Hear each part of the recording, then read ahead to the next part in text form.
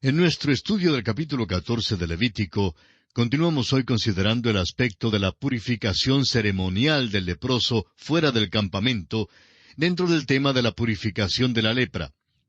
En nuestro programa anterior leímos los versículos 4 al 7 de este capítulo 14, que nos decían lo que hacía el sacerdote cuando acudía donde estaba el leproso. Demos lectura una vez más a estos versículos. El sacerdote mandará luego que se tomen para el que se purifica 2 avecillas vivas, limpias, y madera de cedro, grana e hisopo. Y mandará el sacerdote matar una avecilla en un vaso de barro sobre aguas corrientes. Después tomará la avecilla viva, el cedro, la grana y el hisopo, y los mojará con la avecilla viva en la sangre de la avecilla muerta sobre las aguas corrientes. Y rociará 7 veces sobre el que se purifica de la lepra, y le declarará limpio. Y soltará la avecilla viva en el campo. A la luz de este pasaje dijimos que esta era una ceremonia rara porque todos los otros sacrificios debían ser ofrecidos en el altar del tabernáculo y más tarde en el altar del templo según el mandato de Dios. Pero esta es la excepción.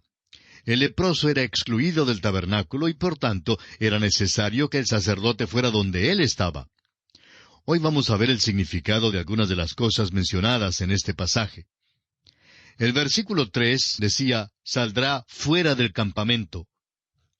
El altar de bronce para los sacrificios nos habla de la cruz de Cristo. Pero aquella cruz tenía que estar acá en la tierra.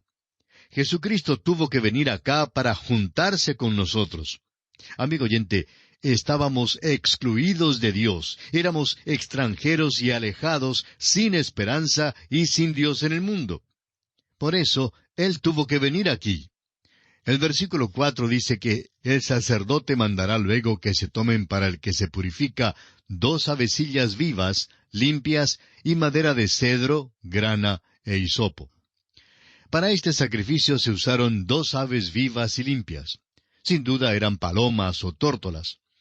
Mientras que una era sacrificada para representar la muerte de Cristo, la otra vivía para simbolizar la resurrección de Cristo. Estas son las 2 facetas del mismo Evangelio.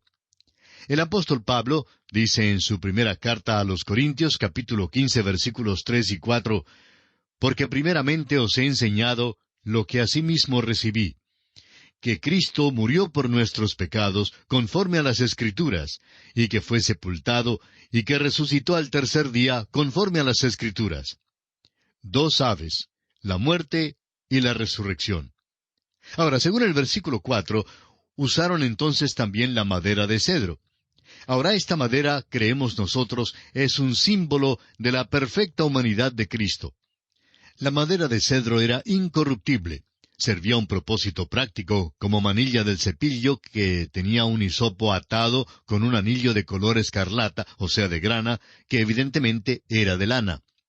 La lana mencionada aquí, creemos nosotros, era señal de fe en la sangre. Nos recuerda que Rahab fue instruida a atar un cordón de grana a su ventana como evidencia de su fe, y que esto significó su propia salvación cuando la ciudad de Jericó fue destruida. Luego el versículo 4 menciona al final el hisopo, que es una especie de mata que crece entre las rocas en lugares húmedos.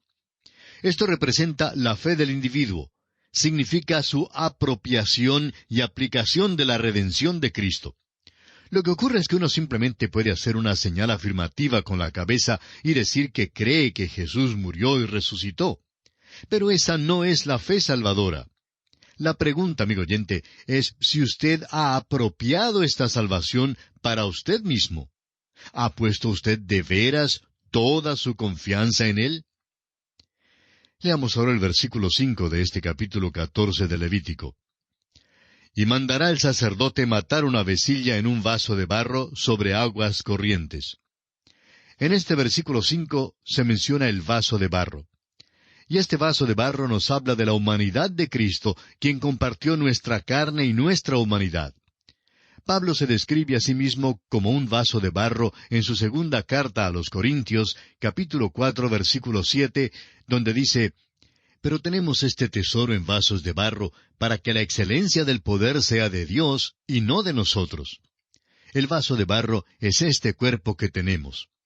El énfasis aquí es sobre la debilidad y la enfermedad de la humanidad. El escritor a los Hebreos dice en el capítulo 4 de su carta, versículo 15, «Porque no tenemos un sumo sacerdote que no pueda compadecerse de nuestras debilidades, sino uno que fue tentado en todo según nuestra semejanza, pero sin pecado». Ahora, las aguas corrientes significan que esta es agua viva. Esa agua era tomada de una corriente o vertiente y habla tanto de la palabra de Dios como del Espíritu de Dios. Este es un rito extraño, pero hermoso. Una de las aves se mata en el vaso de barro en el cual había agua viva. Y esto representa la muerte de Cristo, quien se ofreció mediante el Espíritu Eterno.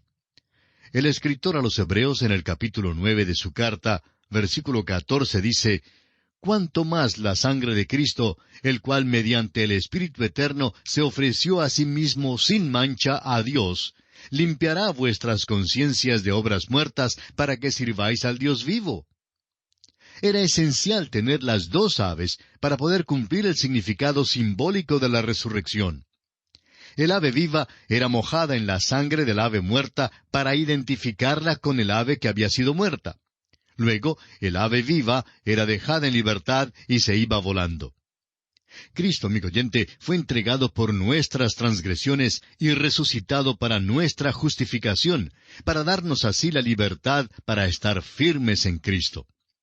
El apóstol Pablo en su carta a los Gálatas capítulo 5 versículo 1 dice, «Estad pues firmes en la libertad con que Cristo nos hizo libres, y no estéis otra vez sujetos al yugo de esclavitud». Esto quiere decir que los que están en Cristo no deben someterse de nuevo a la religión, ni a los reglamentos, ni al ritual, ni a la ley. Cristo tomó nuestro lugar y murió nuestra muerte, pagó nuestra pena, fue resucitado por nosotros. Ahora, si Él murió por nosotros aquí, entonces nosotros hemos muerto en Él. Esto es lo que dice Pablo en su segunda carta a los Corintios, capítulo 5, versículos 14 y 15, cuando expresa, «Porque el amor de Cristo nos constriñe pensando esto, que si uno murió por todos, luego todos murieron. Y por todos murió, para que los que viven ya no vivan para sí, sino para aquel que murió y resucitó por ellos». Ahora también por su resurrección y ascensión, nosotros hemos resucitado en Él, y estamos en Él allá, a la diestra de Dios. Amigo oyente, el verdadero creyente es tan libre como las aves de los cielos, y es libertado de la religión, del ritual y de la ley. El creyente ahora es el esclavo por amor del Señor Jesucristo. Está sujeto a la voluntad y al camino de Cristo. El mismo Señor Jesucristo dijo en Juan 14:15, «Si me amáis, guardad mis mandamientos». Ahora, en el versículo 7 de este capítulo 14 de Levítico se nos dice, «Y rociará 7 veces sobre el que se purifica de la lepra, y le declarará limpio». 7 es el número de plenitud y finalidad. Esto contestaba para siempre a la pregunta en cuanto a si el leproso quedaba realmente limpio o no. Amigo oyente, hay solamente 2 clases de personas en este mundo. Hay leprosos y hay leprosos que han sido limpiados. O sea que hay pecadores perdidos y hay pecadores que han sido salvados. El hisopo denota la fe del pecador que lo impulsa a la aplicación personal de la sangre de Cristo. El salmista en el Salmo 51:7 dice, «Purifícame con hisopo y seré limpio. Lávame y seré más blanco que la nieve». Lo importante es la aplicación de la muerte de Cristo y la sangre de Cristo al pecado en nuestras vidas. El apóstol Juan en su primera carta, capítulo 1, versículo 7, dice, «Pero si andamos en luz, como Él está en luz, tenemos comunión unos con otros, y la sangre de Jesucristo su Hijo nos limpia de todo pecado». Según el versículo 5, al matar una de las avecillas sobre aguas corrientes, el agua viva y la sangre se juntaban en esta ceremonia. En el Nuevo Testamento, en el Evangelio según San Juan, capítulo 19, versículos 34 y 35, el apóstol Juan anota cuidadosamente para nosotros que cuando Cristo murió y el soldado abrió su costado con una lanza, salió sangre y agua. El mismo apóstol Juan repite luego en su primera epístola, capítulo 5, versículo 6, el hecho de que Jesús vino mediante agua y sangre. Los gnósticos, en el tiempo de Juan, enseñaban que Jesús no era Dios, que Dios vino sobre él en el bautismo, el agua, y que se apartó de él en la cruz, la sangre. Juan insiste en que Jesucristo era Dios desde el principio, aun antes de que fuese hecho carne, y que aún era Dios en la cruz cuando derramó su preciosa sangre. El apóstol Juan dice en su primera carta, capítulo 5, versículo 8, «Y tres son los que dan testimonio en la tierra, el Espíritu, el agua y la sangre, y estos tres concuerdan». Así pues, todas estas ceremonias y las ofrendas para el leproso confirmaron esto e ilustraron esta gran verdad. Volvamos ahora al capítulo 14 de Levítico y leamos los versículos 8 y 9. «Y el que se purifica lavará sus vestidos, y raerá todo su pelo, y se lavará con agua, y será limpio. Y después entrará en el campamento, y morará fuera de su tienda 7 días. Y el séptimo día raerá todo el pelo de su cabeza, su barba, y las cejas de sus ojos, y todo su pelo, y lavará sus vestidos, y lavará su cuerpo en agua, y será limpio». Ahora usted tiene que admitir que esto también es algo bastante raro. La ceremonia del sacrificio ya había sido completada, simbolizando que el leproso había sido limpiado y aceptado. Pero ahora, antes de que se reintegre en la sociedad, la necesidad de este ritual adicional demuestra que su vieja vida ha terminado para él, y que ahora toda una nueva vida le queda por delante. Los vestidos representan los hábitos de la vida. El raer de todo el pelo de su cuerpo acentúa el cambio radical y revolucionario que tiene lugar en su vida. Amigo oyente, cuando un creyente llega a Cristo, tiene que haber un cambio. El apartarse de la carne es esencial para un caminar que le agrade al Señor mientras estemos en este mundo. El Señor Jesús dijo en Mateo 7:16, «Por sus frutos los conoceréis». Y esta todavía es la probeta para los suyos. Notemos una vez más que los 7 días indican un período completo de examen e inspección. Tiene que ser examinado de nuevo antes de que pueda volver a la sociedad. A veces permitimos que los recién convertidos den su testimonio sobre su experiencia con Cristo demasiado pronto. Los nuevos creyentes, amigo oyente, deben ser apartados y vigilados un poco. Debe haber en ellos amplia evidencia de una novedad de vida. Y al final de este tiempo notemos que tenía que lavarse por completo. El Hijo de Dios también debe ser lavado continuamente. El Señor Jesús dijo, según Juan capítulo 15, versículo 3, «Ya vosotros estáis limpios por la palabra que os he hablado». Y en Juan 17:17 dijo, «Santifícalos en tu verdad, tu palabra es verdad».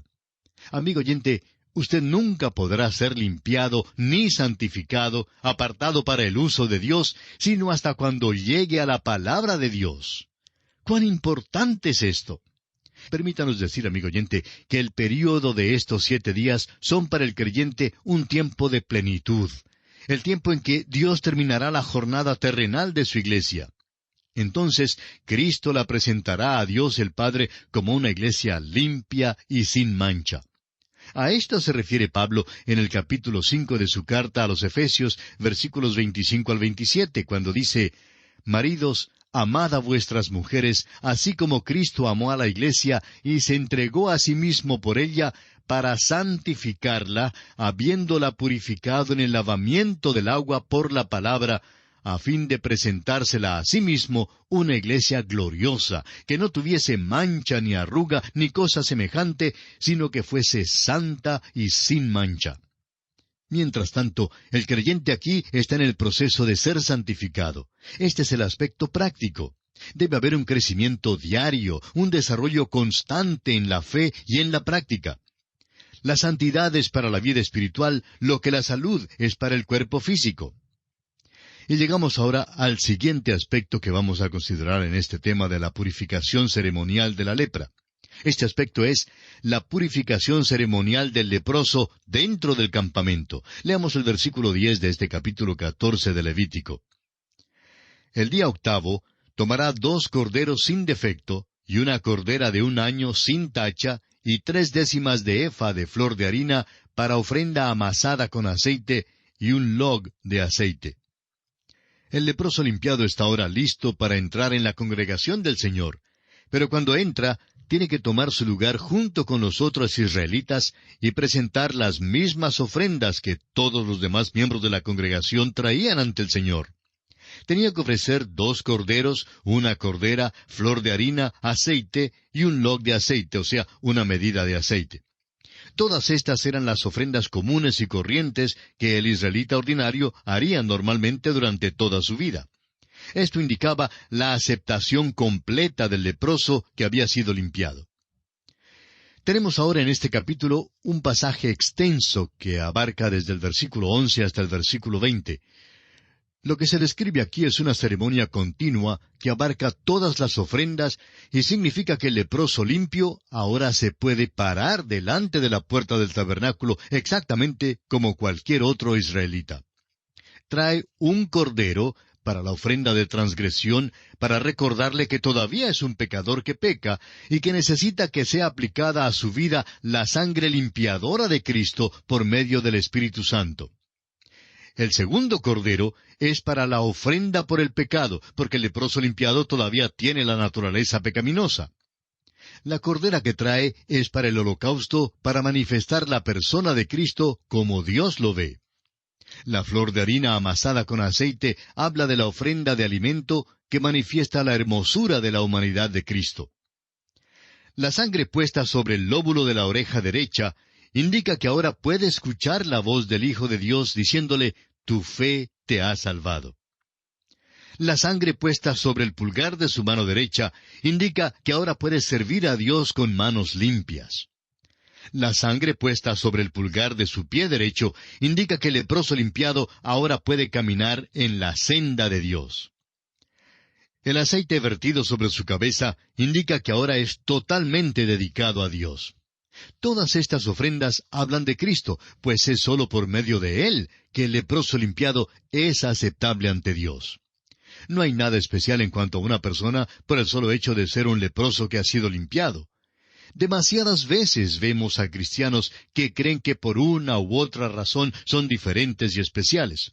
Se apartan de los demás y se creen mejores que los otros. Amigo oyente, todos tenemos que venir exactamente como vienen todos los demás. Cada uno solo puede ser aceptable ante Dios única y exclusivamente por medio de los méritos de Cristo. Cada uno tiene que ser lavado por medio de la preciosa sangre de Jesucristo. Usted recordará que el apóstol Pedro le dijo al Señor Jesús en el aposento alto que el Señor no le lavaría los pies jamás, a lo cual nuestro Señor Jesucristo contestó en Juan 13:8, «Si no te lavare, no tendrás parte conmigo».